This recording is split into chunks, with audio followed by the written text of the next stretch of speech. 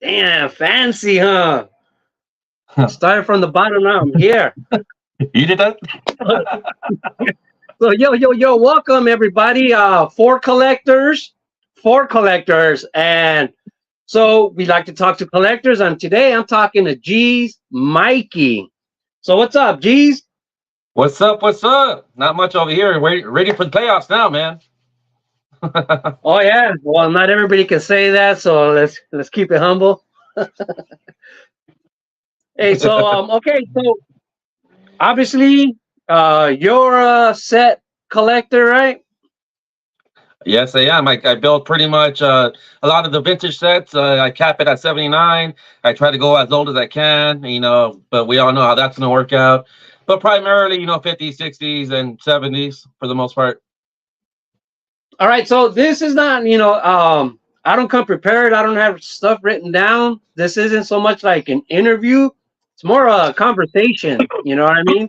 So don't feel like I'm the only one that should be asking questions. You could be asking me anything. Let's just let's chat it out here. Nice. Sure. I got the laptop open, so if anybody has any questions, I can read them as well, and I can just, ask you them, or we can answer them ourselves.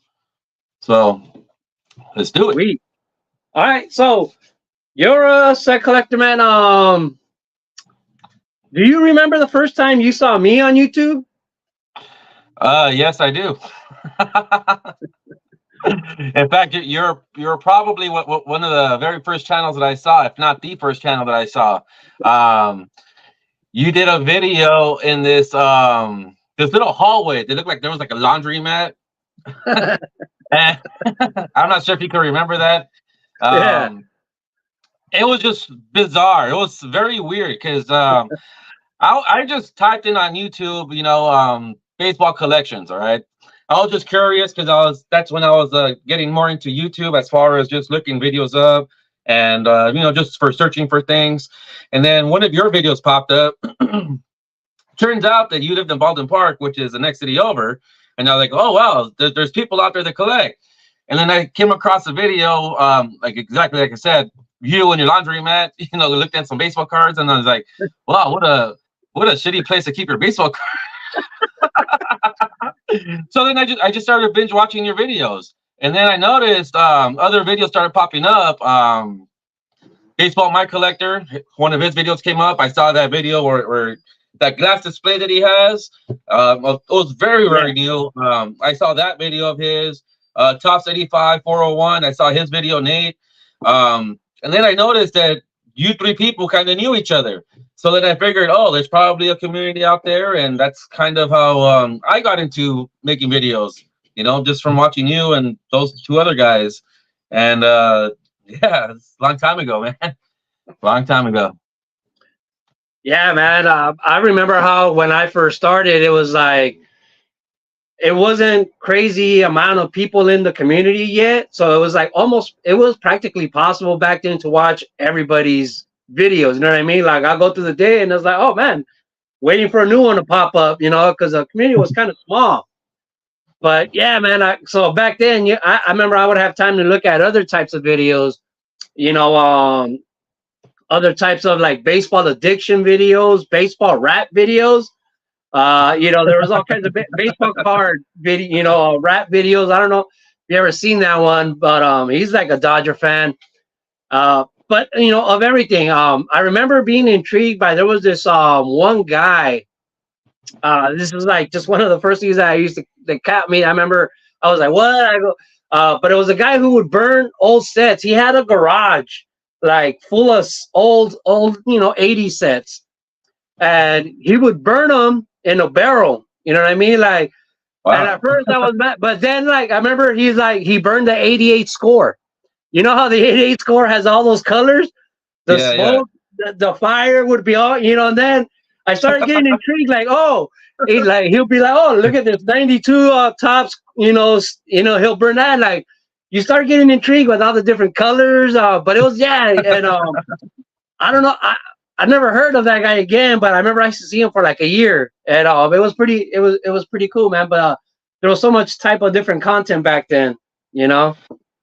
Yeah, I didn't come across a whole lot of it. You know, it was pretty much you three people that I'd watch. I type in collections and just to see how people would store them. That's how I came across your channel.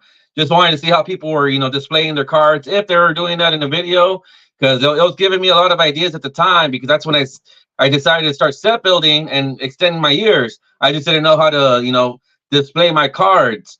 And yeah, I didn't come across too many channels, but you guys were, you know, a good handful. Especially the vintage niche back then was real small. That's how I saw your channel. You just typing up vintage baseball cards, and boom, you know, you popped up, and I was like, oh, so yeah. There's just too many people now. There's so many contests you hear of, so many people. You don't have to look anybody up anymore. You know, it's just it's gonna fall into your algorithm eventually.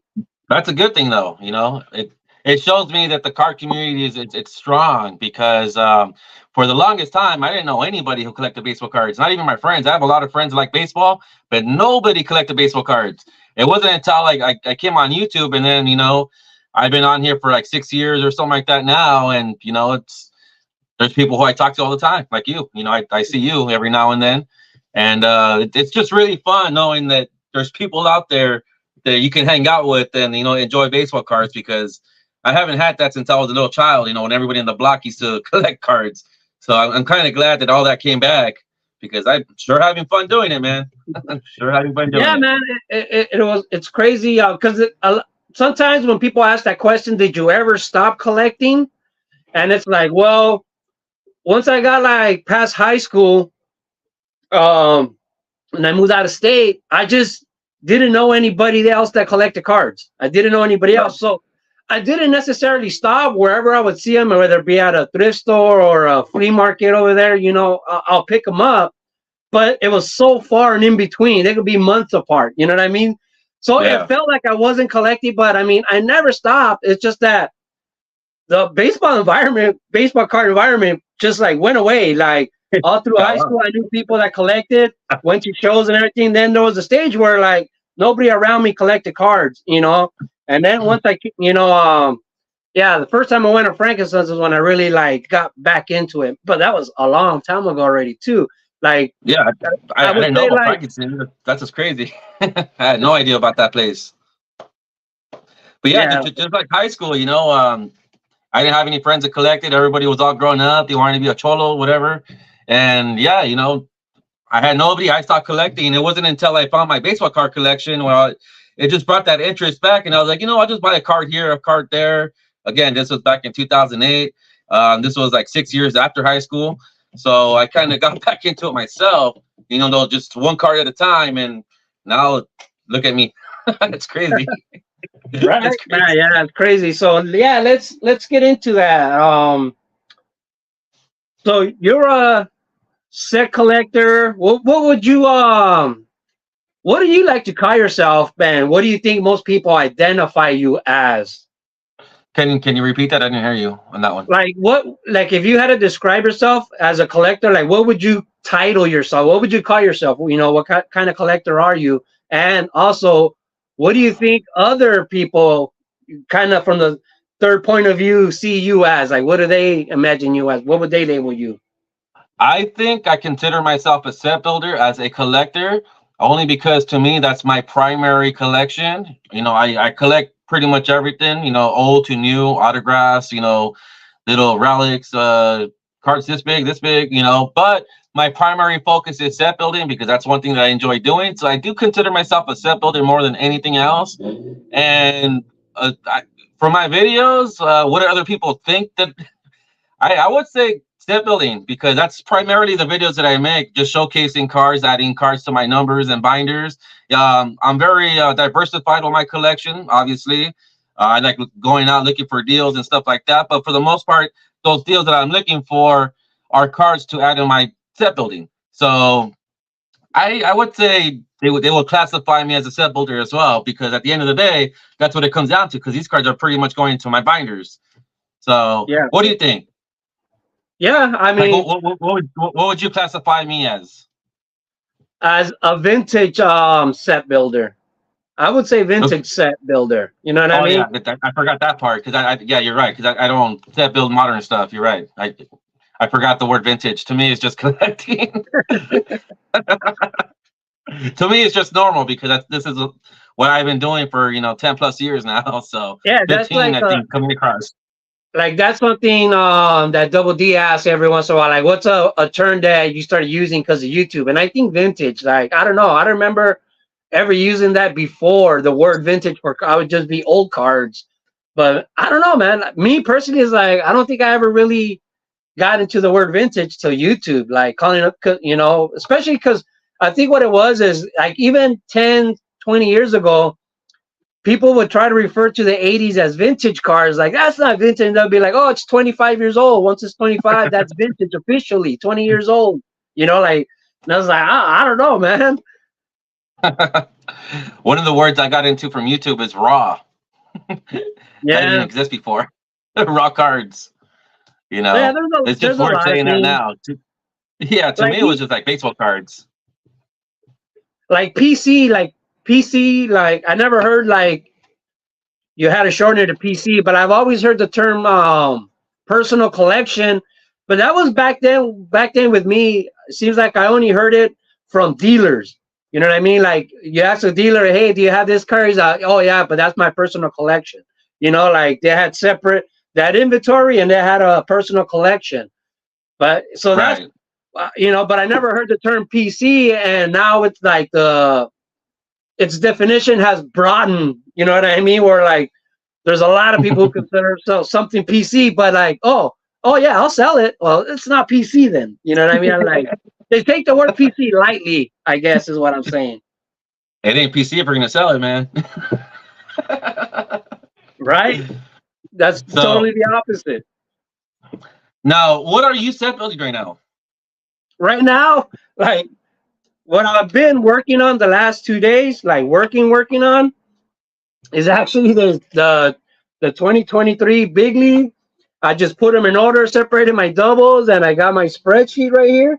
Like literally been what I've been doing the last 2 days.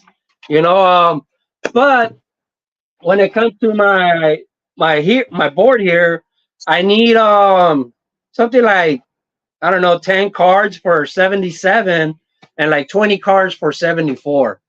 And then I want to start from 73 70 through 73 next.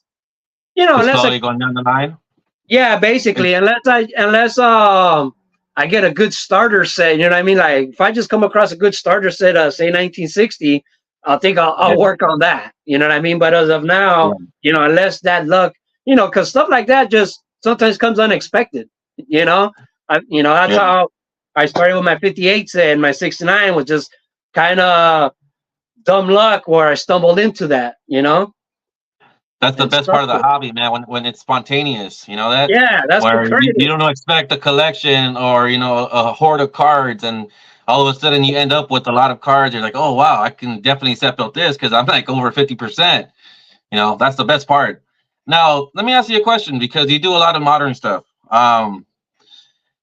Are you finding it difficulties to find those blaster boxes like before? Like I remember your set building, 2018, 19, and all Yeah, of a sudden you couldn't find any baseball cards anymore, yeah. at retail stores. But now since that's kind of, gone on past, are you doing that again from opening Yeah, packs?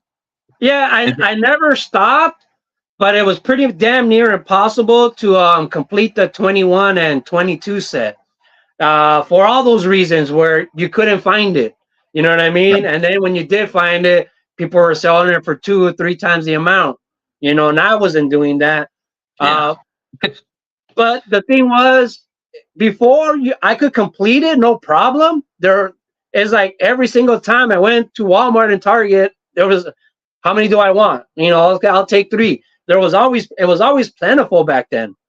But 21, 22, that wasn't the case anymore, man. So whenever I would find them, like one spot that I would find them to was when we go on vacation to Jalama Beach, which is like in the boonies. They have a Walmart out there in the boonies, and every time I went to that one on my vacation, it was packed. It was full. You know what I mean? Like there wasn't any Crazy. collectors in that, in that city.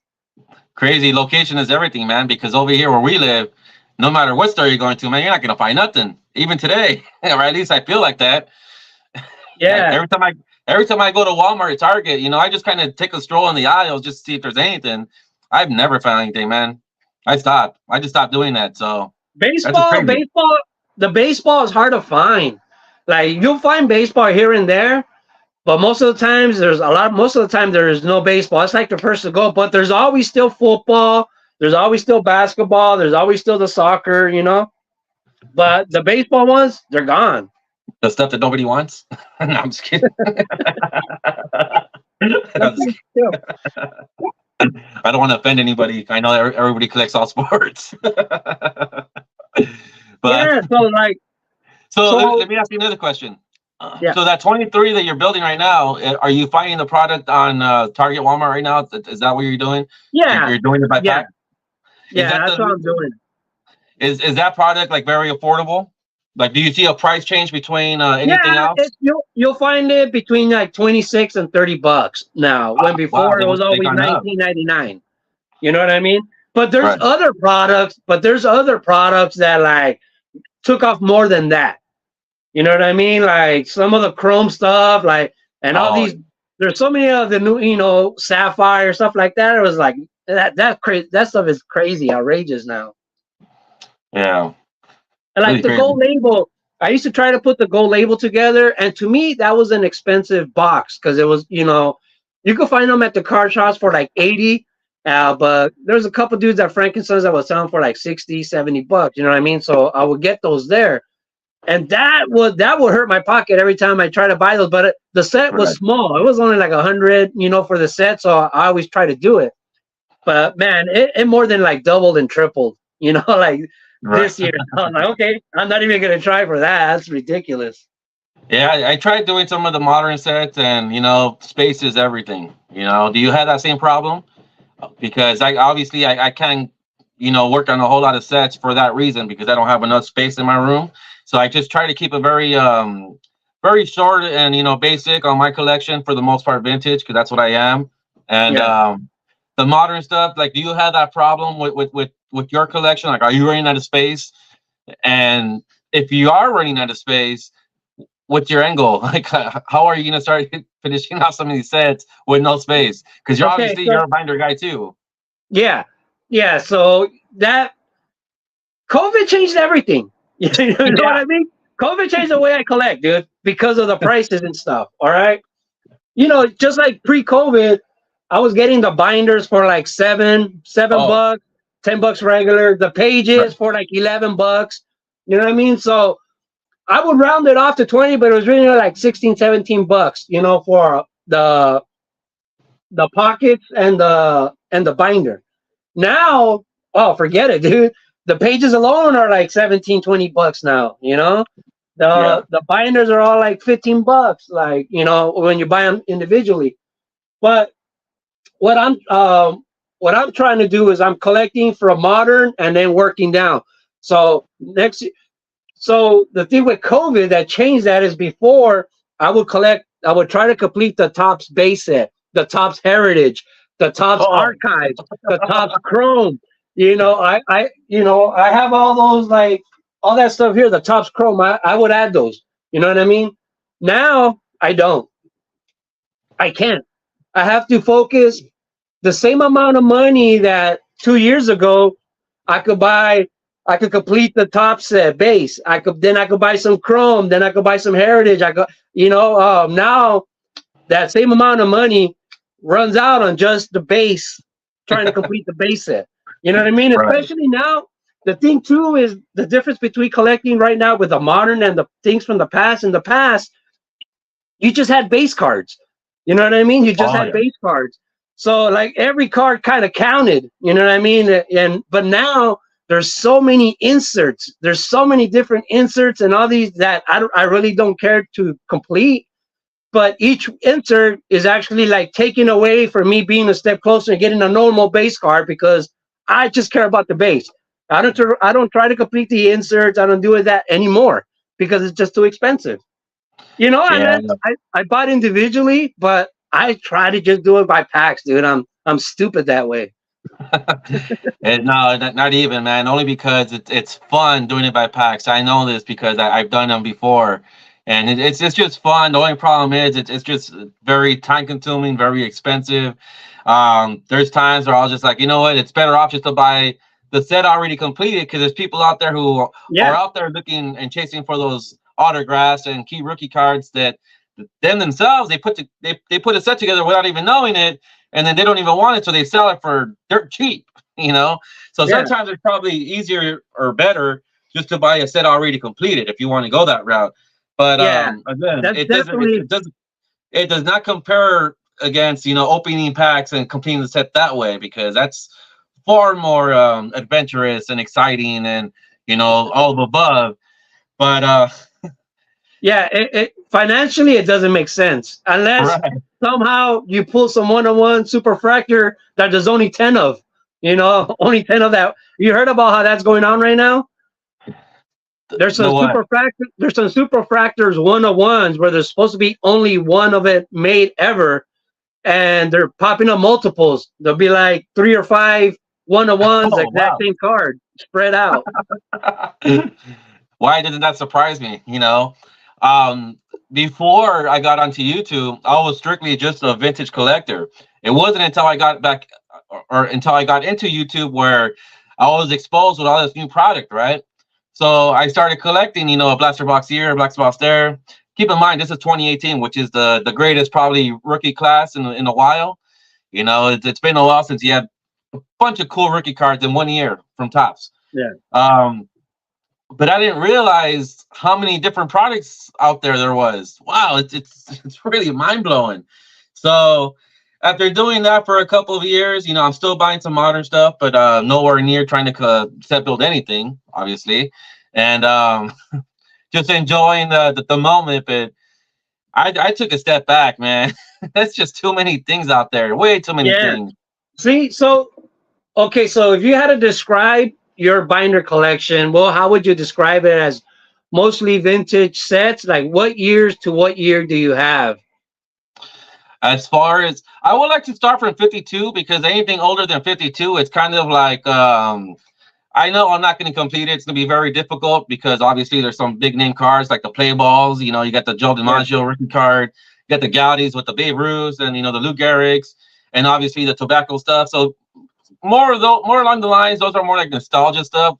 Try to find as many as I could and try to make it look like it's a complete set. But I know I'm never going to finish that ever.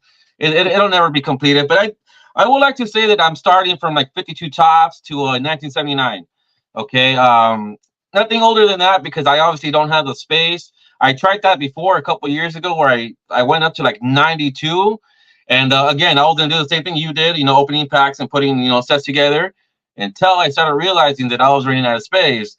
And once I do that, then, I don't want my house looking like a hoarder. You know what I mean? So I just capped it right there at 79. I went back to that format. And anything after 79, meaning 80 to the present now, it's just key cards that I'm collecting, for the most part, like rookie cards and any cool stuff that I pull out of packs, and I just put that in a binder, and that's pretty much what I'm doing. But for the most part, my set collecting is from 52 to 79 for the most part. Yeah, see, I got basically, I think I got back into like, I'm not going to say I was a set binder guy my whole life. I mean, I would say it's almost kind of recent. It was like my first year on YouTube, and somebody was doing a contest to show your room, and most of my sets were in boxes, and then I had a couple of binders. I have a few binders, obviously, but most of my sets were on this is like my stuff from when I was a kid still, all my 80s stuff. It was still in boxes. And when I made my video, man, my card room was sad, once I started watching all the other people's video responses, you know what I mean? Uh, So I was like, man, Was this a time when the laundry mat? yeah. So I was like, I'm gonna put all these sets in binders. And so I just to make it look a little bit neater in the background, And so I started doing that, and from there it just took off, like because I had all the 80s tops completed. I had all the 80s Fleer completed. I had all the 80s Donruss completed. So I had like 50 boxes of completed sets. So it was easy to start like an impressive boom right off the bat, binders, because 50 binders looks like a shitload. You know what I mean? Yeah. A lot more than 50 boxes. But eventually when I came here and then I added the other shelf, I had a whole row of football binders. I have a whole row of football complete set binders. I had a row of like basketball miscellaneous binders full.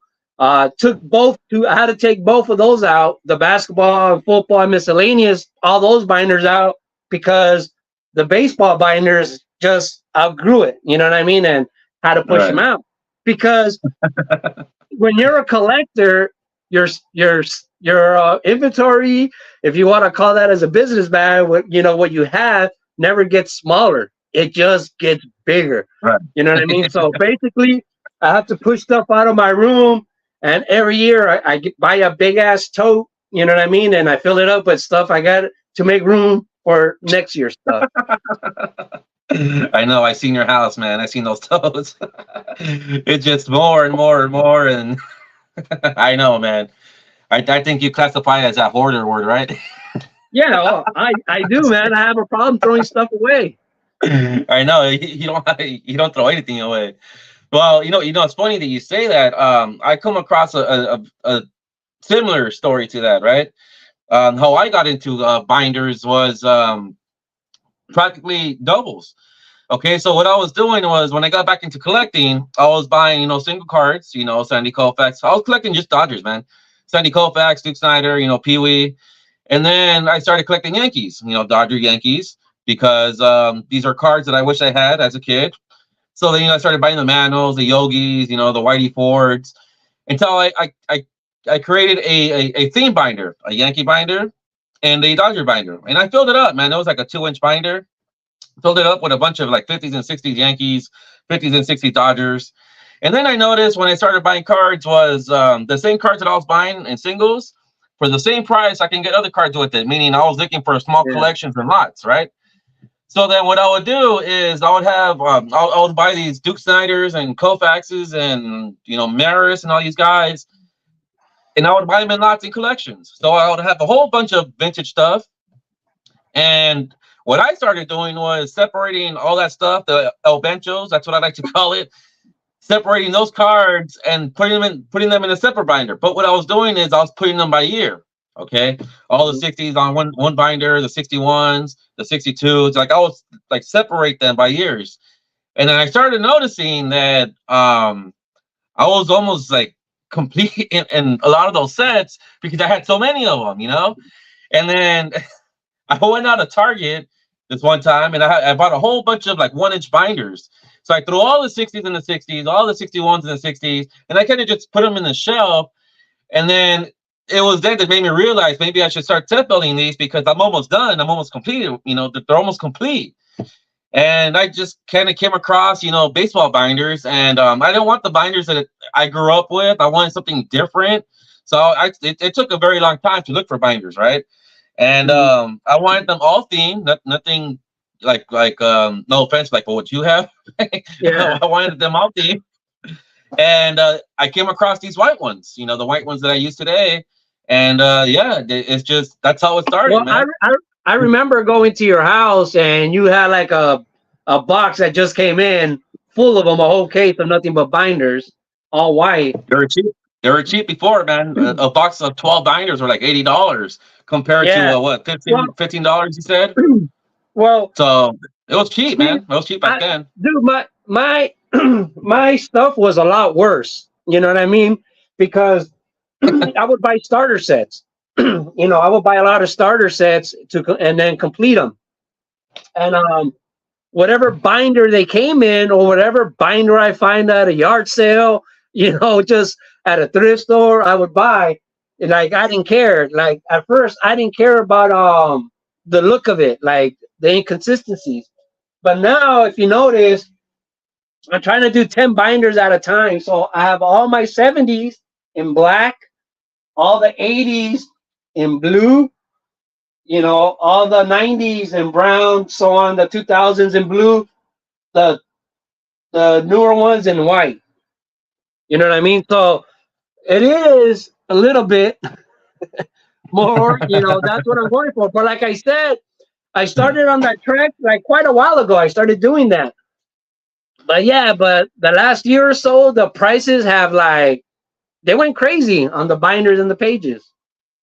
Yeah. Well, I'm not gonna lie. It makes your collection look interesting. So, that's all you, man. I like mine to look all the same, just because I'm that guy. No matter what I do. But your Yeah, collection makes it look fun, and people like me who are very strict on what they do.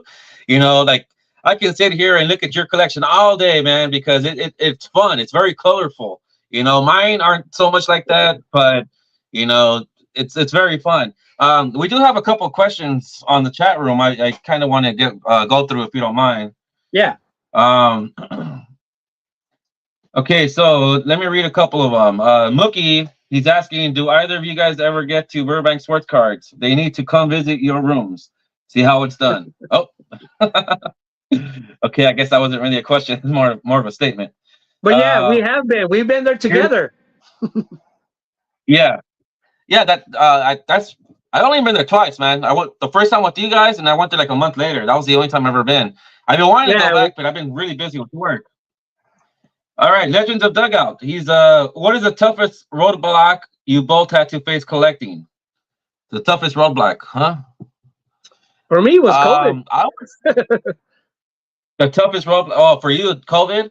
I would say probably like the sharp prints and vintage because man, those things are crazy. Or the Mickey Mantles. Again, like when you're set building vintage, I always tell people buy that Mickey Mantle so you don't have to buy it anymore because as you keep waiting, that Mickey Mantle keeps going higher and higher in pricing. So if you want to set build something vintage, buy that mantle already and just be done with it. Yeah, man. Yeah. I definitely always recommend buying the stars first. Yeah. Let me see if we got any other questions.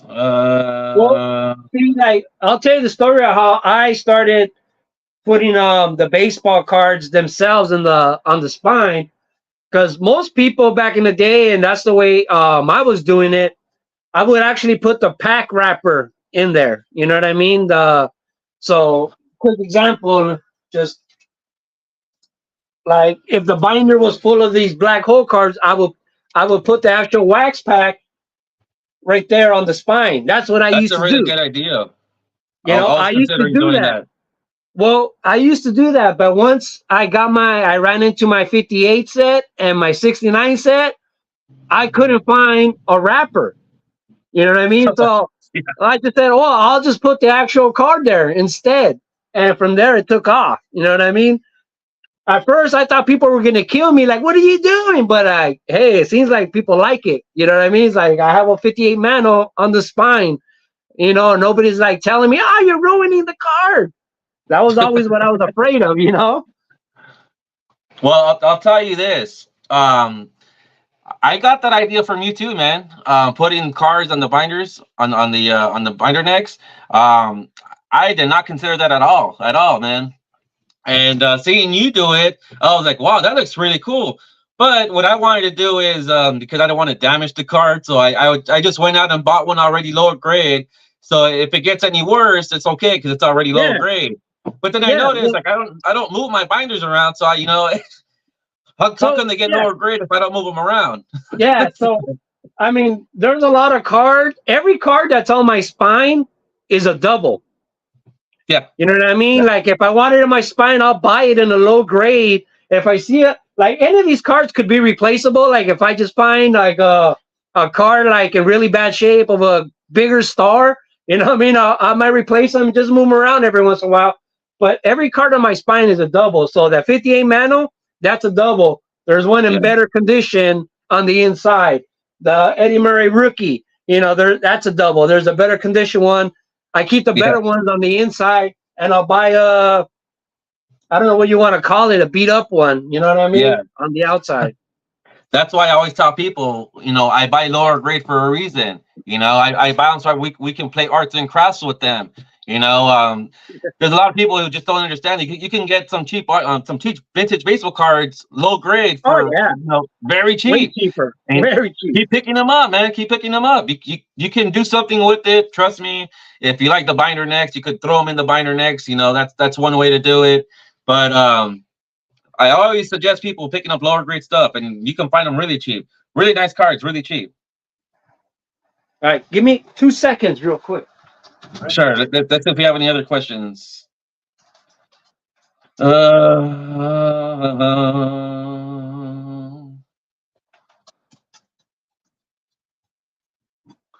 of any West Coast exclusive sets people on the East Coast might not know of? Brendan Ryan, I don't think so. Or at least I don't know, because I'm mainly more of a vintage collector. But maybe Pepino might. Maybe Pepino might know. Hey, Brandon's asking, do you know any West Coast exclusive sets people on the East Coast might not know of? Any sets from the West Coast that they may not have in the East Coast? Nah, as far as like in the hobby and stuff. No, right. Right. No, I don't know anything. No, I'm not too it's familiar pretty with the even. modern stuff, so That's one of the things. Like when I'll say one thing before YouTube, like I'm talking in the 2000s. There was a difference, you know what I mean, in prices that you would notice right away. Like when social media first started coming out. So say you a Kurt Schilling card, nobody in LA cares about it, but in Boston they would pay more for it. You know what I mean? And it worked vice versa. They might have a Kershaw card that to them they don't like, and to us, wow, I want that card. And it's like trading a player that you think he has that shitty, and him trading you a player that he thinks he has shitty. You know, like you know what I mean? It just very different back then. Like, you know what I mean? Like like at Frankenstein's, like the Bonds cards, the star players from other places didn't sell as good as the home team. Like LA has a very but it was that way everywhere before. So you know what I mean? Like in Boston, they didn't like Yankee cards, they didn't like Dodger cards, but now everything's with eBay. Everything is the same across the board now. You know what I mean? Yeah, I did notice that when I would buy some modern rookie cards, Dodgers, they were like kind of overpriced. But every time I would go to Target, Walmart to pull a blaster box, I'm pulling out Yankee cards all day. Yeah. It's really crazy. But there's a question. Jay Ramirez is asking, is Frankenstein's worth going to for vintage? I'll let you answer that because you go there far more than I do. I think so. If it's your first time, for sure. You know what I mean? It's the same tables there, the same people. So that's not like if the inventory moves, like flips around like crazy. But if it's your first time, yeah, you're gonna love all the stuff you see. But yeah, if you keep going, you're gonna see the same stuff there a lot. You know what I mean? Because they're just there all the time, and they're only open a couple of days. But I love Frankenstein. It's not what it used to be. Definitely, like when I was going like 20 years ago at the old warehouse, they had 3 giant rows. You know, all car dealers. Like you walk 3 rows. Now it's basically only one. You know what I mean? And it's a way shorter row. So it's definitely not what it used to be, but I still love it, dude. I mean, just because I love cards. You know what I mean? There's cards there. There's definitely some great vintage cards. You know, Miriam, the gentleman behind her. Miriam, there's a lot of good vintage there. Yeah, I haven't been there since COVID happened, so I haven't been to the new one. I don't know what it looks like. At this point, every time I drive by there, it's always action packed, and I don't think I want to spend the time just looking for the parking. You know what I mean? So I haven't been there. I haven't been to the new one. It's pretty cool because at least it's air conditioned now. Oh, is it? Yeah. Finally. Yeah. Yeah, I do want to go at least once, just for that experience. So maybe I'll do that, early next year or something, or later this year.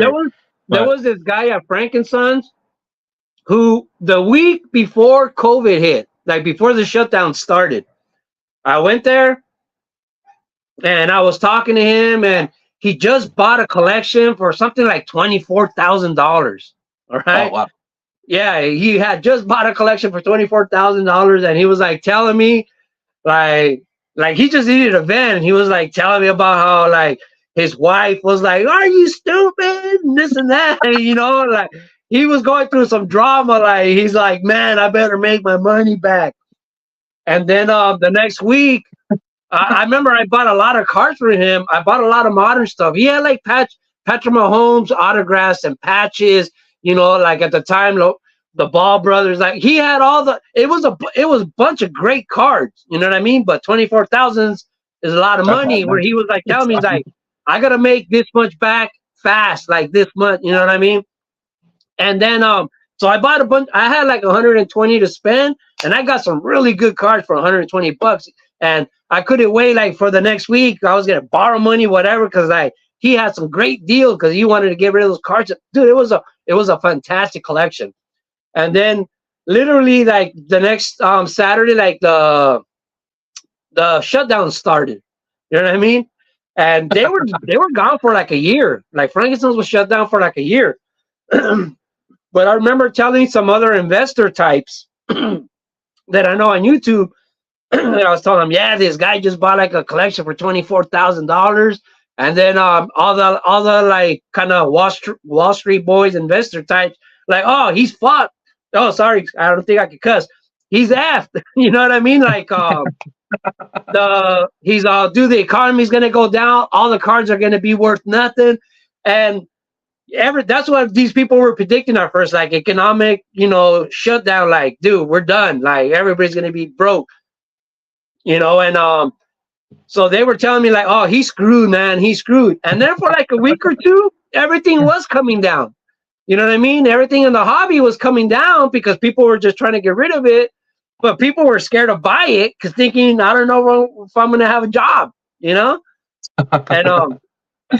but yeah, so as soon as the national came around and he went to go sell his cards, he like, I forgot how much he like, because he bought the cards when they were cheap, and then he sold them in 2021 when they were like triple, quadruple the price. Oh wow!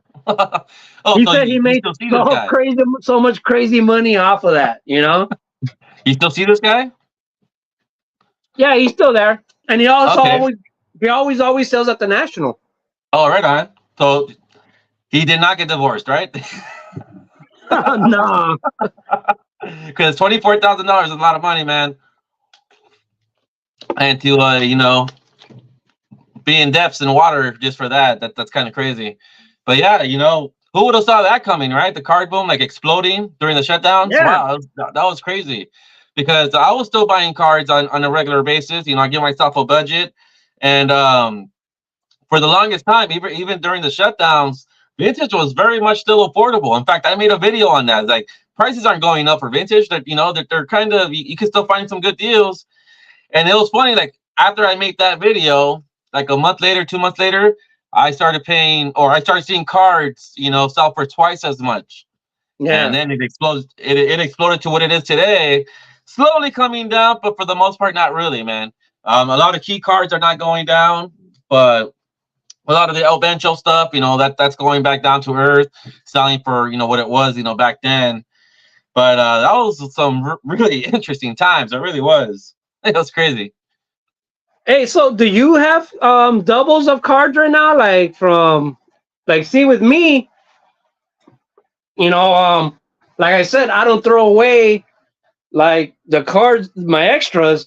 So all these are like doubles, basically. You know what I mean? So for me, as a collector, trying to get it on there, this is my trait. Every card in here is a double. You know what I mean? Because I already have a completed set in the binder. So that's why I do it. Do you have any like doubles and stuff that someone could give you a list and you can see if you have any to sell or trade? Yeah, I have very few doubles right now because at the moment I'm set building, right? But I'm doing all sorts of different things with my collections. When you're a set builder, obviously you're gonna come across a lot of doubles. Okay. Yeah. My primary is my set building, all right? The first thing, I started something new in my collection, which is on my left side, and that's a team binder. Okay, so what I'm doing is every player from the same year, I'm putting them in a pocket page and kind of just doing like a pre-79 type of deal of the same team. So, for example, like the White Sox, the White Sox has been around since like the 1900s. I'm trying to collect cards. So when I get doubles set building, they're all going to that White Sox. All the White Sox are going to the White Sox, so that I'm set building, a team set as well. So Mhm. technically, I'm kind of doing like two runs of set Yeah. buildings. If that makes any sense. And then what I'm also doing for the third part is player collecting. Okay, like I just recently bought a collection that came with three Willie Mays cards. Right, one went to my sets, one went to my team binder set, and the other one went to my player binder. So I'm kind of the doubles that I'm coming across, I'm kind of putting them into use, in which I didn't do that before. Before it was just a one-time deal, just a set build. That's it. Any doubles I got, I would just sell them for other cards that I needed. So right now that I'm in the stage of acquiring doubles, I have very few right now, only because I'm doing three things with them. But I do Mhm. have a few doubles right now. Yeah, not a whole lot though. I do have a few of them. Yeah. So what other binders do you have? Do you have any miscellaneous binders? Like you have team sets, you have right, you have or whatever. You have the base year sets. You have all this. Do you have any other type of special binder? Like some of the guys in the hobby have like 500 home run club, 3,000 hit club binders and stuff like that. I don't, but do you? Those are very fun binders, by the way. I enjoy everybody who has theme Oh yeah, binders. I Those enjoy those, those those type theme of binders videos, but I don't they're do it. fun. Yeah. I start off with my set building. That's the first set of binders. That's the ones behind me. And then to my left, I have the team binders. That's the second thing I'm doing. To my right, on the top, I have what I call the Hall of Fame binders. It's not necessarily players who are in the Hall of Fame, but players who are really good players. Like for example, Ken Boyer is not a Hall of Famer. He's a really good player though. Yeah. So I have him in my Hall of Fame binders. It's pretty much star players and Hall of Famers. That's pretty much what it is. Okay, I also have a rookie binder where I keep all my rookie cards in just one binder, just from pack opening. Now that's more of a modern stuff. That's stuff that's 1980s to the present. Okay, on those binders, 79 and older, they're just going into my Hall of Fame binder, which is pretty much my vintage binders. Star players and Hall of Famers. I also have a I don't have a name for it, but I just call it the baseball binder, and it's all like the shiny cards, the relics, like all the cool stuff that you will see like in modern packs, Yeah. of all players that I enjoyed watching. That's in my baseball binder. I don't have a name for that. I just call it the baseball binder because there's a baseball logo. I'm not sure if you guys can see that, the baseball logo. I just started a funny PC, thanks to some of you guys who inspired me to do that. And it's just cards that are funny looking. That's pretty much it. Funny poses. I just started a binder on that. And my autograph binder, I have an autograph binder, just nothing but autographs. And then the last binder I have is like the relics, all the relics that I pull out from packs. I got a binder for that. So I have like 7 or 8 different themes. Now those other ones, I'm not going too crazy. It's just whenever I pull them from a pack, like the rookie cards, whenever I pull from the pack, or a funny card, whenever I pull from the pack, I'm not out there looking for it. I want that to come to me. But for the most part, it's pretty much all the vintage stuff that I'm looking for. So yeah, Yeah. that's my theme binders. Yeah, majority of mine are straight out base sets, because I got practically from 74 to present in tops completed. Right? A couple of cards here and there, but all the Donruss, all the Fleer, all the Score, the upper decks, not every single year, but yeah, it's crazy to think about. Like, all the 80s stuff, most of it, I completed when I was a kid, or just had enough cards, and then when I was putting them in the binders, oh, I'm missing. The junk wax era cards, what people like to call them because they suck. Is the junk wax era was I'm one of easy. those. Was easy. Was real easy to fulfill. You know what I mean? I could go to a shop, and if they have a bunch of 80s cards and I have my list, my checklist, like real easy to in person, real quick, boom, boom, just pull out all the cards that you need. You know what I mean? All the common cards, you know? Yeah. So and that wasn't hard at all, dude. Completing all the 80s stuff. You know, I had the very first set that I completed when I decided, okay, I'm going to complete all my 80s set that I had as a kid. The last card I needed was an 83 Topps Mike Smith.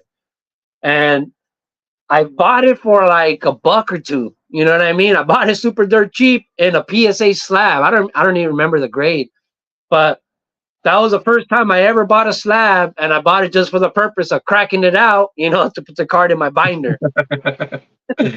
I used to But do that, that, by the way. You but know, okay, I'm actually considering doing that right now. You know, with some of my star players and Hall of Famers from like the later years, you know, late 50s, 60s stuff. I want to crack yeah, them out of the case so I could just put them in the binders and you know not have to buy that card anymore. So yeah, I used to do that too, man. All right, yeah, let's see if we have any. Let's see if we have any questions over here. If anybody has yeah, any questions, man, just write them and I'll read them as I go along. yeah. If I need a card in a slab for my binder, it's coming out. VVV says, make binders great again. I keep all my low grade vintage and oddball in binders. My Nolan Ryan binders are my favorites. Also, it's truly a great way to sort and look at cards. And I agree. That's why I'm a binder guy, because I love looking at my cards. In fact, I'm trying to figure out a way so that I can put some graded cards in those pocket pages. So I'm in the process of probably looking for some 4 pocket pages that fit pretty much all the graded stuff. I've been tampering with some stuff lately, but I'm not satisfied with the results, so I haven't really shared that with you guys. I know that there's alternatives, what you can do, but I'm trying to find and figure it out how I can put my graded stuff into binders. So every time I would get a graded card, I can just look through the binders, because that's the whole purpose of me having binders, so I can enjoy my cards. I can look at them when I want to. You don't have any of those binder pages for the PSA slabs? I don't like them. I did the research on those. They're plastic, right? So you push them in Oh no, there. no. John Mangini has been talking about like a new one that I think he's been getting or something that he really likes. I haven't came across them, but I did buy some 4 pocket pages for something else. I'm in the process of converting some other 4 pocket pages, and I haven't seen if they work yet. Would they fit in those 4 pocket ones, like the top giant ones? They do fit in those. The problem with that is if you were to turn that around, they fall off. Oh Okay. yeah. That's the problem. So that's the problem I'm trying to avoid, only because I'm moving, you know, my binders back and forth. So what I was doing was I was actually getting some double-sided tape. Let me see if I can show you guys. I bought this tape right here. Okay. This is double-sided tape. So what I was doing was pretty much putting a piece of tape in the back. Obviously, since it's double-sided, it'll stick to the pocket page. Now, I came across a problem doing that. I had doubles. So what you do when you have doubles is you want to keep them in order, right? That's what I do. I'm that guy. Yeah. So when it was time to take out that card, because this is really strong tape, it kind of ruined the pocket page, which means I can't use this because I can't take out the card after that unless I'm ripping it out of the pocket page. Yeah. So it's back to the drawing board, you know? So I'm still trying to figure out how I can, you know, insert these into a binder, because this is what I want to see in my binders. I don't want to see them in boxes. I want to see them in binders so I can go through them. And then if I buy the same one or the same player, I mean, I can have them all put together and then, you know, just look through them every time I insert, you know, star players of the same. You know what I would like to have, since if they're already encased like that, PSA slabs, have like a roller deck. You know what I mean? A roller deck that holds all those slabs, and you could just like go to anyone you want. That'd be sweet. I know, right? All right, let me see. Let's see some questions over here. Let me give a tip to people too. All right, real quick. Let me see if I can. People, what you think of my impression of it?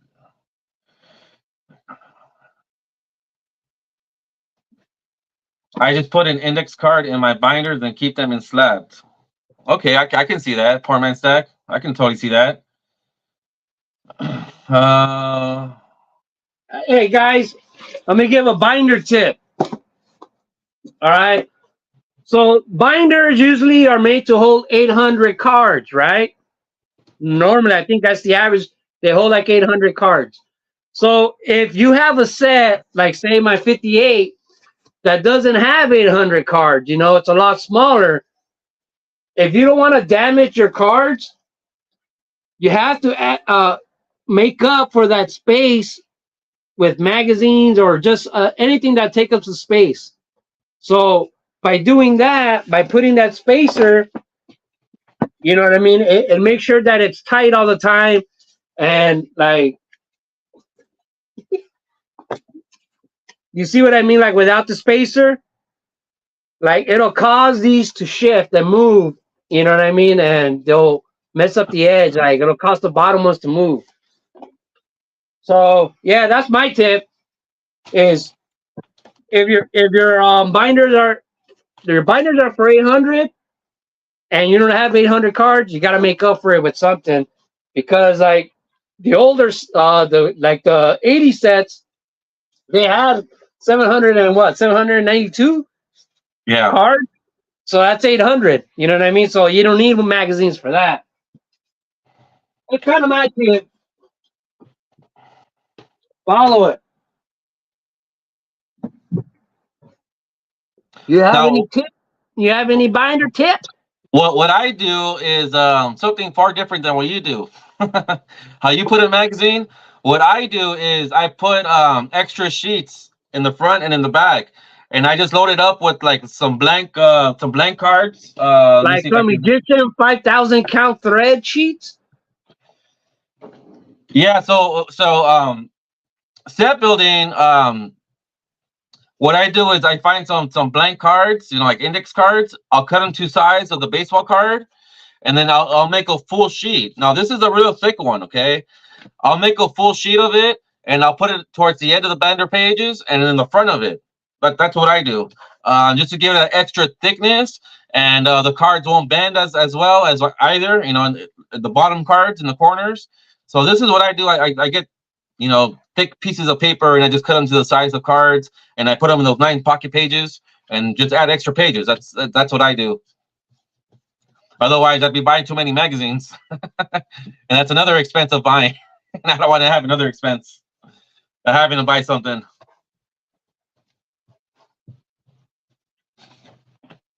All right. So, is there any more questions? I think we're good, man. W Vox is asking if you've seen his.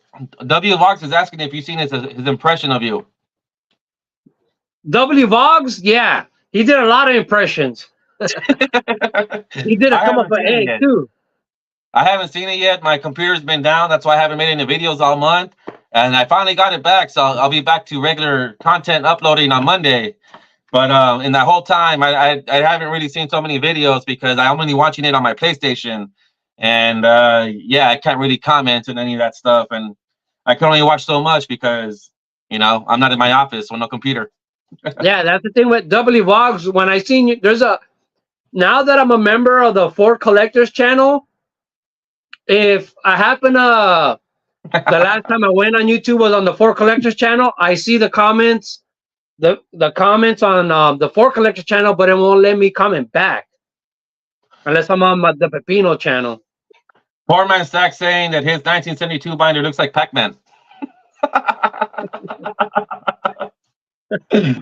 That's funny.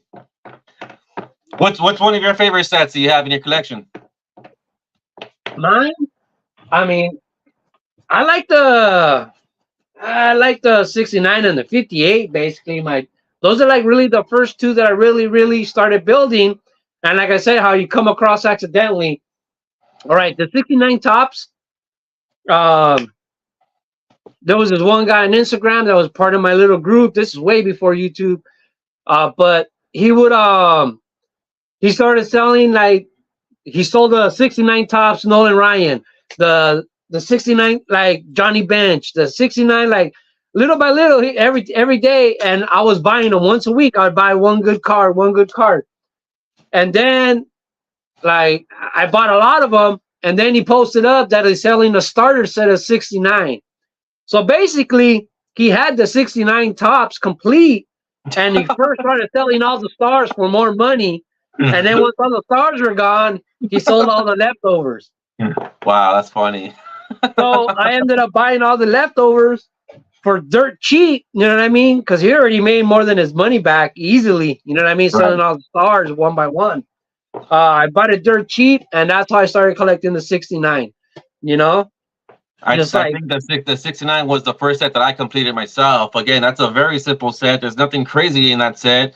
Yeah, the Reggie Jackson rookie card. That's a very affordable rookie card. Yeah, it's not like the criminally underpriced.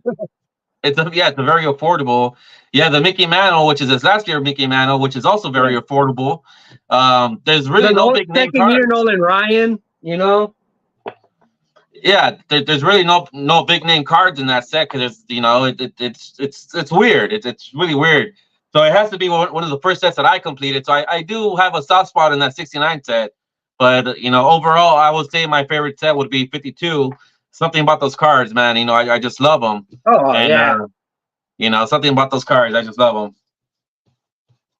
Yeah, I have like 1 or 2 52s. I have a couple actually, but yeah. Well, that's more than the average person. I don't have enough to make love to them every night. That's more than the average person, I'll tell you that. Okay, for collectors, what's the most expensive card you guys have in a binder? Wow. The most expensive card you have in a binder. I'm going to think about that. A lot of the expensive cards that I have, they're pretty much slab. The Hank Aaron rookie card I have, the Mickey Mantle rookie cards that I have, the Willie Mays rookie cards that I have. I would probably have to say, wow, I don't know. That's a good question. I do have a lot of raw Mickey Mantle cards. I would say it'll probably be those, or maybe the 56 Topps Jackie Robinson in my collection. That's a pretty pricey card. I mean, you think about just any old set, like 58. You know what I mean? There's like just Ted Williams. There's Willie Mays. You know what I mean? Like it's just crazy. Like, so I mean, the Mickey Mantle in here. There's the Roberto Clemente. There's so many great cards in a vintage set. You know what I mean? It all depends nowadays because of the way price works and slabs. I mean, your most expensive card will probably have more to do with condition than the actual card itself now. You know what I mean? Because you could have a rookie card in there that's in the shape of a 1, whatever, and you could have a third year card, but it looks like it's a 10. It's gonna, that's just the way it works now. You know what I mean? Yeah, so I would say probably the Jackie Robinson for me, the 56. I had that in my binders, which I shouldn't, I guess, right? But I don't tamper on my binders, so I'm okay with that. Yeah, that's what I don't get. Like a lot of people say, like, oh, binders ruin your cards, binders do this. Yeah, like none of my binders ever did that. I know exactly. I don't take my binders to school or work, so yeah, they sit there. They don't walk by themselves. Yeah, so like I don't understand how sometimes why people have that opinion. I don't know, man. I think it's just part of the hobby. I think it's part of the hobby of being sold, of getting cards graded, because it wasn't like that before, man. No one cared about PSA or SGC. It was just to get them in the hard case. No one cared about numbers. So, ever since that whole transition happened, it seems like people have a problem seeing star players or heavy hitters in binder pages. So, to each their own, man. To each their own. Yeah. All right, baseball collector. You guys are my binder idols. Crazy. Binders for life, baby. Yeah, that's what's up. Let's see what else. I have a 79 Hank Aaron auto in my 79 buyback binder, just hiding it from my wife from the time being. That's funny. It's funny how you have to hide cards from your wife. It's like, how does she know how much a player is worth? Just tell her, that you're Mickey Mantle, you bought it for $5. How does she know? Yeah. Well, Mangini's code is $3. Every card is $3. Oh yeah, there you go. That works too. All right, for collectors, do you penny sleeve before putting cards in your binders? I do that. Okay, that's something that I started doing when I lived in my other house because I would have like little creatures living in a converted garage. So every now and then I would see them in like paper and cardboard. So since baseball cards is pretty much paper and cardboard, I wanted to avoid that. So I started putting penny sleeves in my pocket pages, and it just stuck with me ever since. Now what I'm doing is putting them in the El Benchos. Okay, now I'm doing that for a reason because now every time I buy a card and I put it in my set, I'm calculating how much I pay for it, not just the star players and Hall of Famers. Now I'm calculating pretty much every card that I'm buying for my sets. So I'm putting them in penny sleeves as well. So when I'm done with that set, I want to know exactly how much I pay for it, and that's something new that I'm doing. So yes, I put penny sleeves in my card sets. Yes. No, I don't. I don't. I just never buy supplies. I never buy supplies. I never buy penny sleeves. I never buy magnets. I don't buy supplies. Sorry. I I just I buy do pages have and a. binders. I'll tell you this though, if by putting penny sleeves in a team set or a set, if you're trying to build it, your binder is going to be extra thick. Just FYI, if you guys consider doing that. That's why I will just do star players and Hall of Famers. But right now I'm doing it differently, where I want to calculate how much I pay for a set. That's the only reason why I'm doing it. Otherwise, I would go back to the old way of doing it and not putting cards in a binder in a penny sleeve in the binders. Yeah, that's crazy. That seems like a lot of work. Well, not really. I like protecting the cards, or at least the star players and Hall of Famers. It gives it an extra thickness in the pocket page. That's another reason why I enjoy doing it. But yeah, it kind of is a lot of work. But you can buy a pack of penny sleeves for like $4, $3, so it doesn't really hurt a whole lot. Well, Um, I have boxes. I have like a big box full of penny sleeves and all kinds of protective different stuff that people send me, but I never use. yeah. So yeah, that's what I do. It's just another form of collecting, I guess you can call it. But I like putting price tags in my cards just so I know what I pay for it, because from when I started collecting it back in 2008, every time I would buy a card and then I would sell it, it would sell for more money than what I bought it for. And then when I would buy it back, I would buy it back for a lot more money than what I would pay for. So now, it got to the point where I'm just putting price tags so I know. So I can see the market, going up and down. It's just another fun, stupid, way to collect. I'm all about numbers. We're all about numbers. So, all right. You guys put cards that would grade 6, 7. Okay, Hammer 755 says, do you guys put cards that would grade out a 6 or 7 in binders or lower end cards? Yes. And I would put any card in there, guy. Any card. The thing what I do.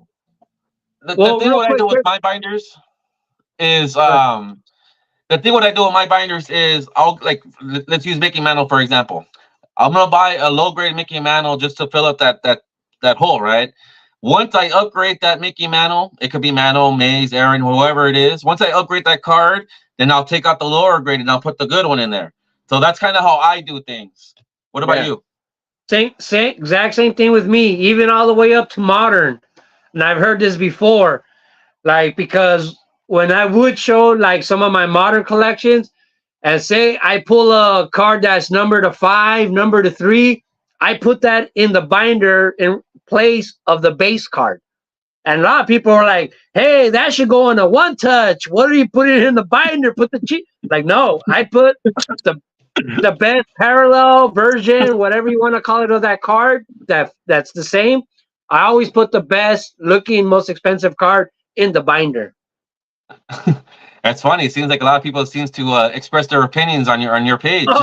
They yeah, but not in a mean spirited way. But they're like, hey, it's like they're giving me advice, But yeah, I know. I will get them every now and then. I tell people just mind their own business, but I don't get them too often though. But it seems like you get them a lot.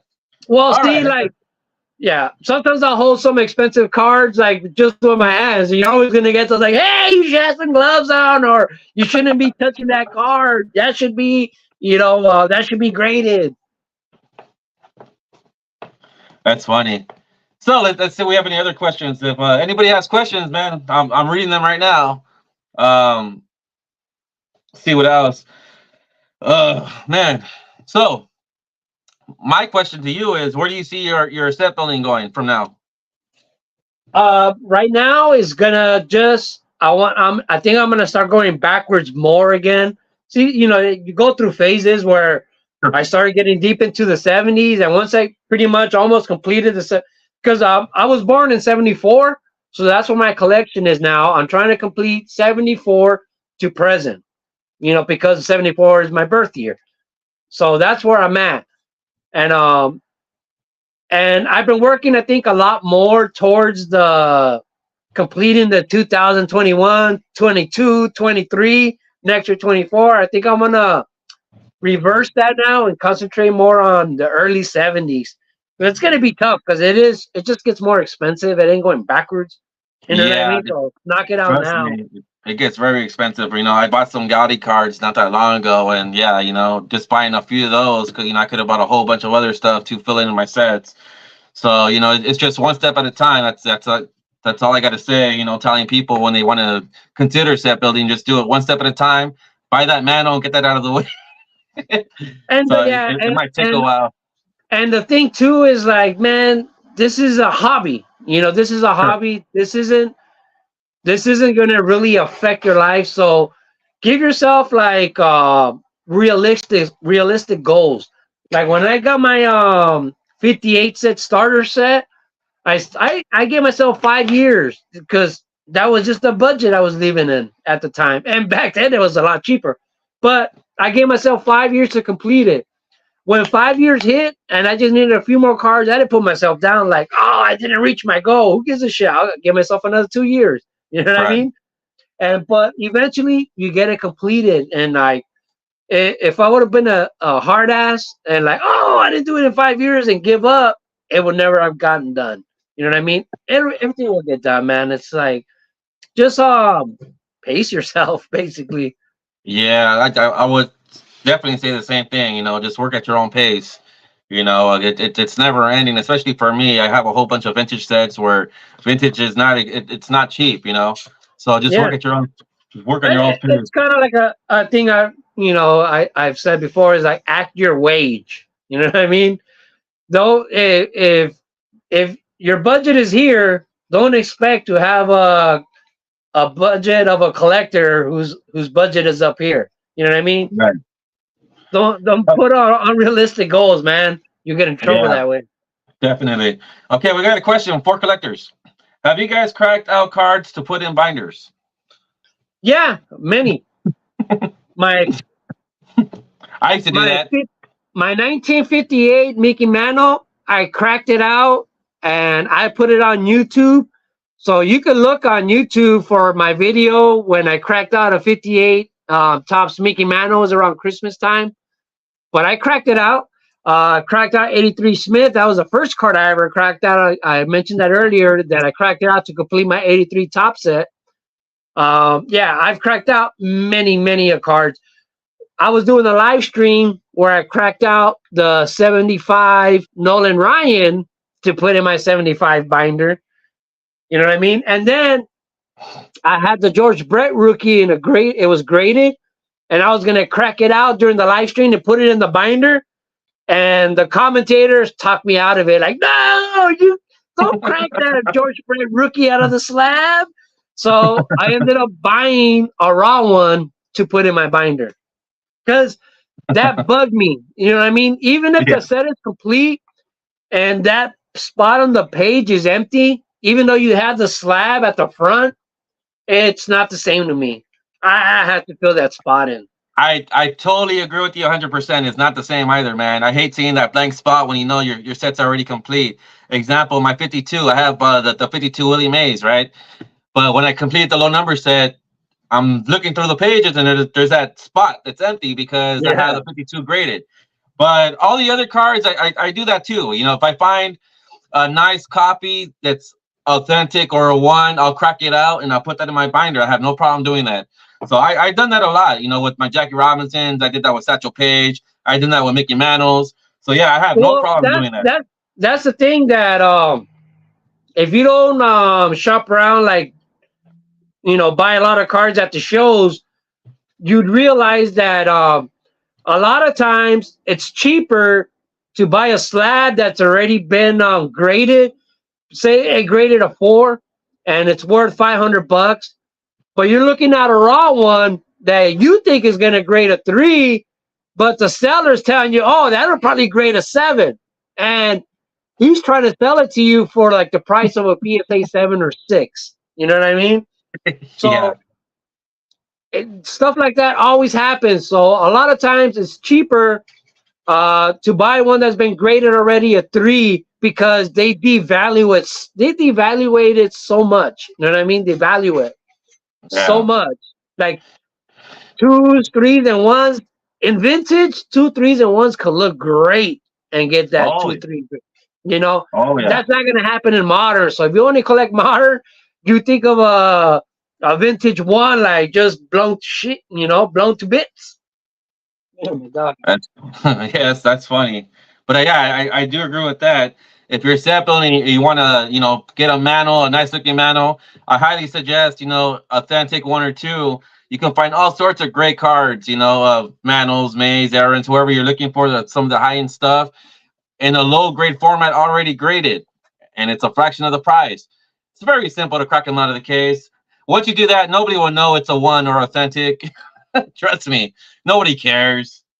Yeah, the raw ones always get a higher eye appeal grade than once you send it in to someone looking at every defect through a loop. You know what I mean? That's invisible to the naked eye.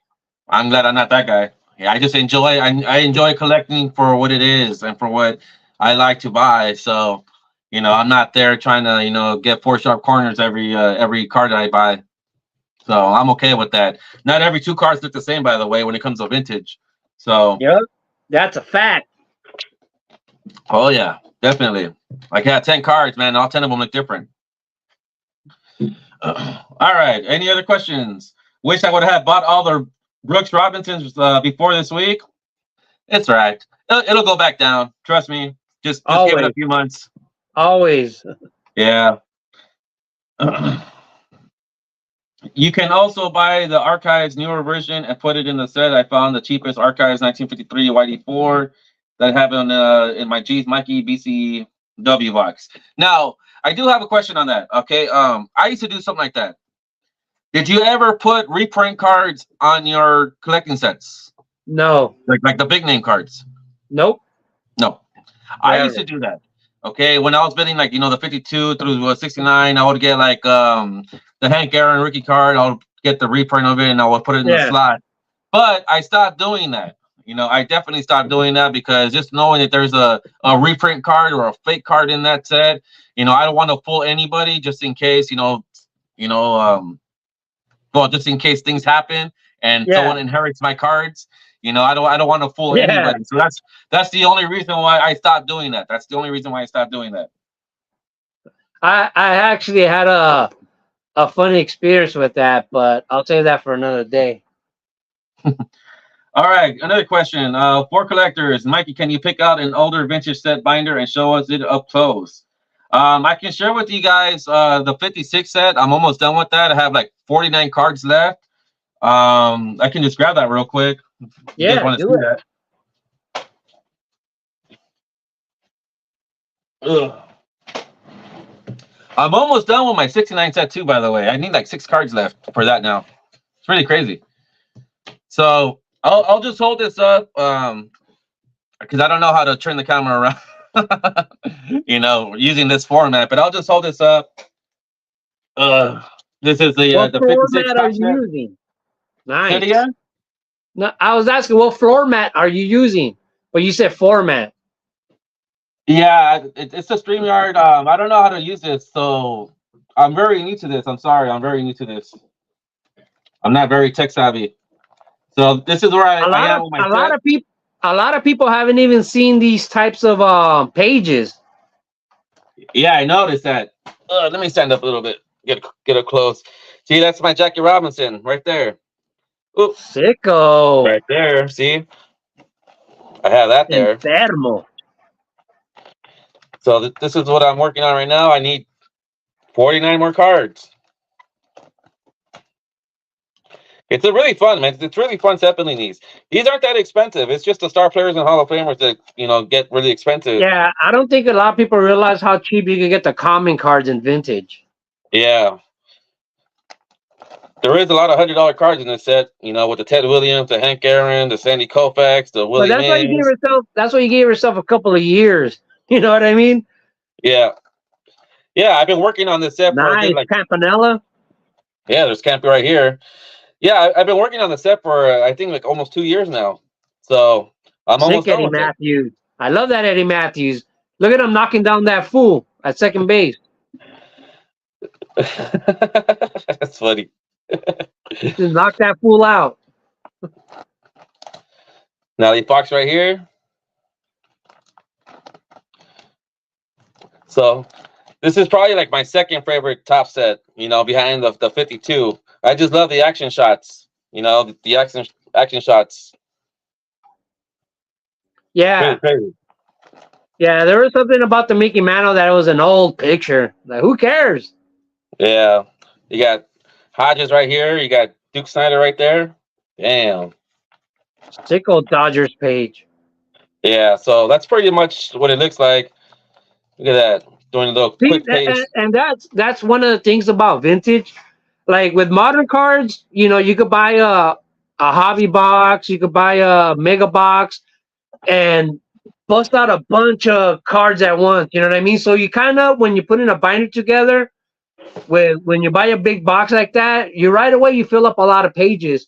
But that was the thing with vintage cards. Like, say my 58, and my 69 cards, like they were so spread out as I was getting them that every once in a while when you fill up a page, that was like, yes, you know what I mean? Like as you're filling it all up, even filling up one page, just like, yeah, it's like you get all these victories when you're just in it for Oh, the yeah. hobby. You know The what I source mean? of Like, just accomplishment. every time I fill up a page, like, all right, another page got all 9 cards in there. I agree, man. The source of accomplishment, the feeling of having a full pocket page, and then once you start seeing 2, 3, 4 in a row, you're just like, oh wow, it's getting there. And that's how I feel with this 56, because I have, I think, like 6 or 7 pages in a row that are filled. Yeah, the feel of accomplishments, man. Hell yeah. All right, Portman Stack, going to do a count on all my sets and see how I'm doing in all my sets. You should, man.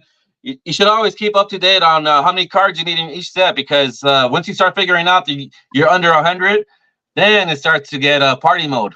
Trust me. Yeah. So do you have any computer gizmos, apps that you do your cards on? Like me, this is still how I do it. I still do all my sets on paper. Are you a little bit more advanced? Nope. I'm right with you, man. I got this thing called the Black Book. I got numbers.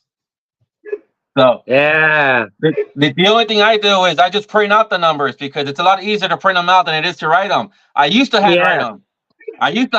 Until I started doing 52 to 79, and I got tired of writing, like 800 numbers. Yeah. So now I just go online and just print out a number sheet, and I just glue them all into to this book. Well, see, with me, what's always been the way I've done it is once I think I'm at 100 or less than 100 or 50 around, I write down the numbers. And once I get under 10, that's when I write the names, the last 10 cards I need. Because every card is a number till I get to 10. Once I get to 10, every card has a name. Then, you don't want to be left with just the stars. That's a piece of advice. You don't want your last 10 cards to be all the stars. Yeah. Yeah, it's especially the Mays and the Aarons, because those aren't cheap either, guys. Those aren't cheap either. But I do something similar to that too. When they have like 10 cards or less, like how you said, I do write down exactly what cards they are of the players. So I'm always looking and often searching those cards to see if I can find some sort of like bulk deal or some combined shipping type deal with those cards that are listed from a seller. So I do that, but I'm not even there yet. So there's a lot of look at there's a lot of empty numbers. So I'm nowhere near there. I'm in that rebuild mode in my collection since COVID happened. So I say maybe like in 2 years, my 58s will probably have like 10 numbers, hopefully, or at least under 100. But since I'm building so many things, I'm not even there yet. I'm just I'm very close with the 56 and 69, and the 52s they're about like halfway. But everything else, I'm still like at 20-30%. Everything else.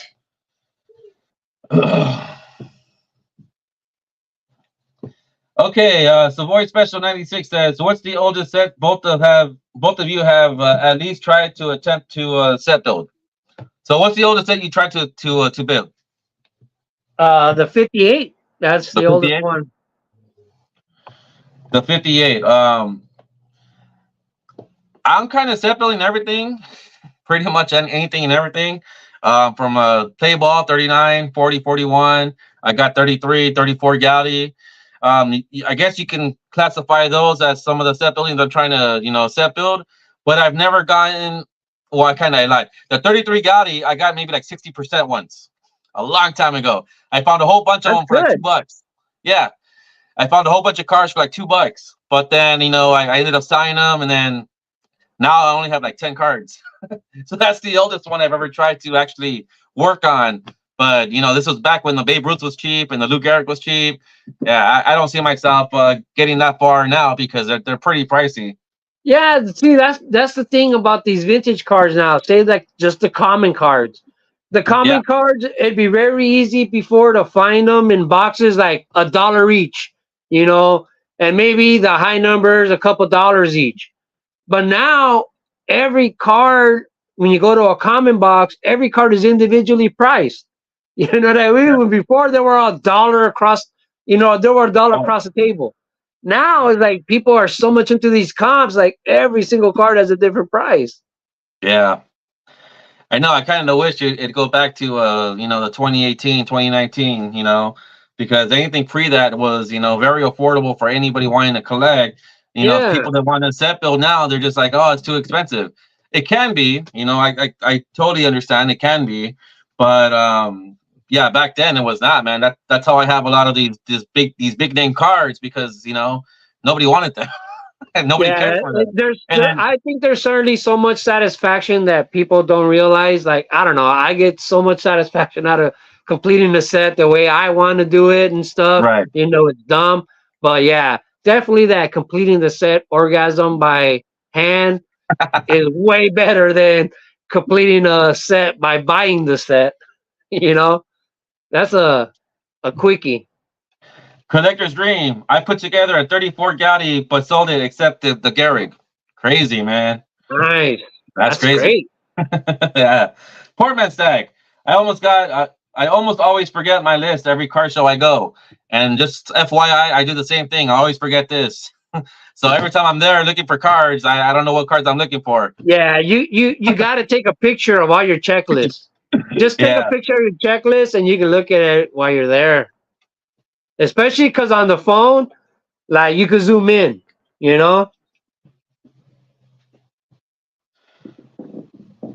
That's funny. Let's see if we have any other questions. I put painter's tape inside the binder cover and write the numbers I need on the tape. And then when I fill it up, the tape, I rip it off and it feels good. That's a good way of doing it. Painter's tape on the card, on the blank page to see who goes there. And then just take them off. When I get down to the last 10 cards I need, I'll put duct tape across my chest hair and I'll write the numbers on it. And then when I'm done with the last cards I need, I just rip it off and give myself a line wax job. That's funny. It's satisfaction right there. Little nipple tassels or what? Yep. That's funny. Little nipple tassels that say Amazing Aaron. All right. The Google is good for that, Eric. The Google for what? I'm thinking about going to Google Sheets so I can access on my phone. That's another way to do it. These smartphones are very smart, guys, so take advantage. Take advantage that seems like a lot of work typing all that stuff in. I know.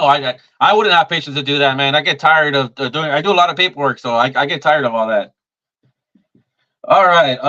Let's see what else. Any other questions, guys? We'll give it a few more minutes, man, because it's almost that time for me. Yeah, let's get this. All right, So, man. I mean, is there anything else we could talk about binder wise? I mean, it to me, it's just something I love to do, and I love the way it looks. It's decoration. It's I love me. I just love looking at the cards themselves. So oh yeah, anything I'm in a binder, you could just pull it out, feel it, touch it, kiss it, love it, lick it, smack it up, flip it, rub it down. Oh I know. I know that feeling, man. Every time I walk into my card room, it just gives me that satisfaction.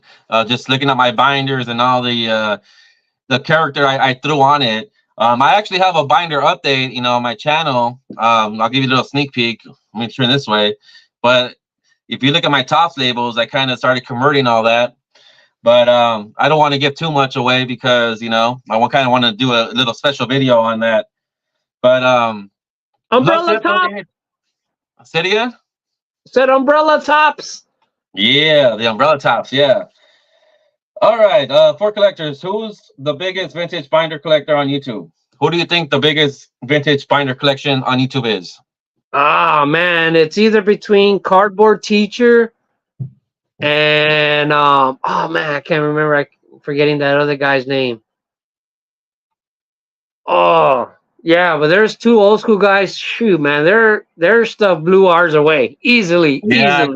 Cardboard Teacher had an amazing collection, a full. And his were all the same. His were all the same binders. His is like the way you like it. Yeah, but his wall was like 3 times as big as mine because he had a big house. And he had a top to bottom. He had a top to bottom. Yeah, I remember his channel, man. Check out Cardboard Teacher, man. And I can't believe I can't remember the other guy's name. But yeah, I remember him making a video buying the 52 tops to what's his name? He's the other card collector. Something to do with Philadelphia, I think too. Oh well, I can't remember right now. Matt. His name was Matt. I can't remember his name. Shit, Matt. I know exactly what you're talking about. That dude he kept on moving from side of states. Yeah. But yeah, I know what you're talking about. Matt. Matt something. I forgot his name. God damn. Yeah, me too. Well, it's what happens when you haven't seen. They don't post a video in a while. Yep, that's exactly what happens. Damn. All right. Do you guys use any type of apps to look up cards values like Center Stage? I don't. No, I don't do that either. I never know what prices are. Even when I'm buying a card, I don't even look it up. I just buy it if I think it's worth it to me. Yeah, I don't do that because I'm often looking at for cards that I kind of know what they're selling for already. So I don't need an app to tell me what they're going for because I'm always looking for vintage stuff. So I kind of already have a ballpark figure of what they're going for. So yeah, I don't do that. Decans Cardboard. You two have a pretty big binder game though. Yeah, I think yours is bigger than mine though. You actually have 2 walls, 2 walls. I could never find out exactly which way I'm supposed to work this. It's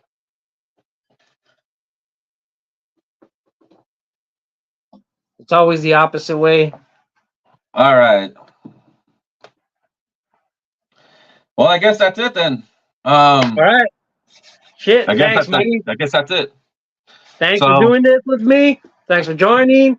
Man, that was a quick hour and a half. I could keep talking, but I know. I gotta go to work tomorrow morning. Me too. I gotta call it. So thank you for having me, man. That was really fun. We should do it again. This channel, my channel, your channel, doesn't matter. It's always fun talking baseball cards and binders and showing a thing or two and sharing our experiences, with everybody. Because I get a lot of questions. I'm sure you get a lot of questions, regarding set building and binder actions. So tons of fun. Thank you for having me on that one, man. All right, man. Thanks for joining us. Hey guys, this is the For Collectors channel. See ya. Adios. Bye-bye. Arrivederci.